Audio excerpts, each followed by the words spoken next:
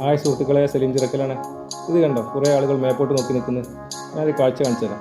ഇത് കോഴിക്കോട് അസീസ് ഭായിനെ കാത്ത് ഒരുപാട് ആളുകൾ ഇവിടെ നോക്കി നിൽക്കുന്നുണ്ട്.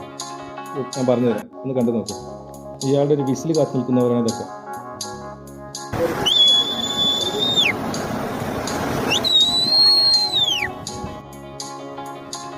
കണ്ടോ, ആ ഒരു വിസിലിൻ്റെ ശബ്ദം കേട്ട ഉടനെ ആയിരക്കണക്കിന് പരുന്തുകളാണ് വട്ടമിട്ട് അസീസ് ഭായിൻ്റെ അടുത്ത് നിന്ന് കിട്ടുന്ന ഭക്ഷണത്തിന് കാത്ത് മേലെ വട്ടമിട്ട് പറക്കുന്നത്.